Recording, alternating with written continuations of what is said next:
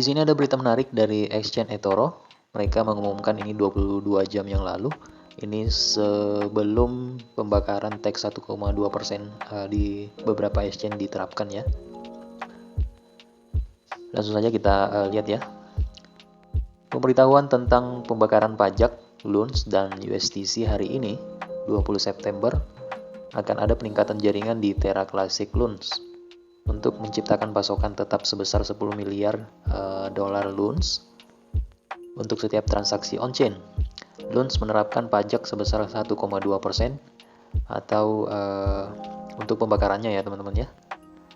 Pembakaran pajak 1,2% yang diminta untuk diterapkan di semua bursa. Mekanisme pajak dan pembakaran ini akan berlanjut hingga pasokan tetap sebesar 10 miliar LUNS tercapai. Setelah pasokan LUNS ditetapkan sebesar 10 miliar, mekanisme akan dinonaktifkan. Apa artinya ini bagi Anda? Mekanisme pajak dan pembakaran mempengaruhi biaya operasional yang terkait dengan penawaran LUNS kami.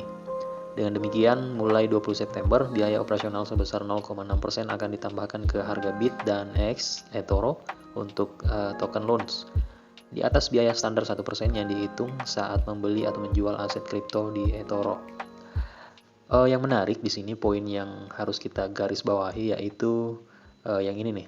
Mekanisme pajak dan pembakaran ini akan berlanjut hingga pasokan tetap sebesar 10 miliar token LUNS tercapai.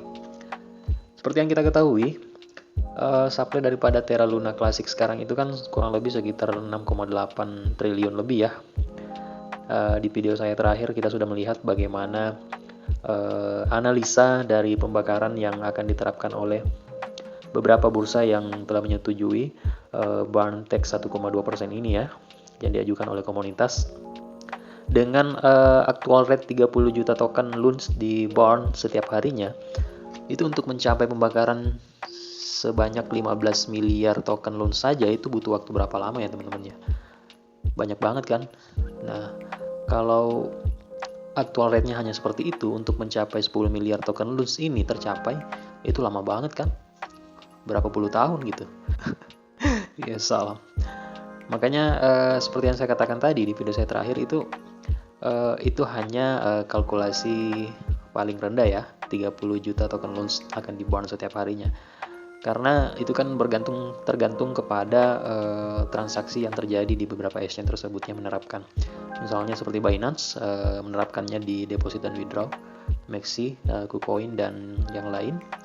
Dan seperti eToro ini itu akan menerapkannya di, coba kita lihat, dia akan menerapkannya di deposit dan withdraw juga nih teman-teman.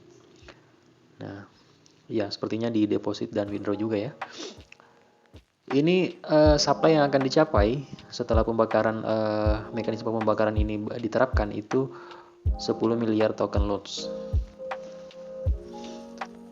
10 miliar token LUNS itu apabila sudah tercapai teman-teman, maka mekanisme pembakaran 1,2% ini itu akan diberhentikan, di stop ya.